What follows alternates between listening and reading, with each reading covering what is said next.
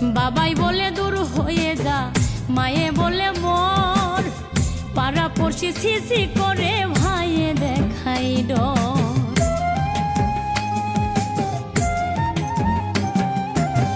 বাবাই বলে দূর হয়ে যা, মায়ে বলে মর, পাড়া পড়শি সিসি করে ভাইয়ে দেখাই ডর।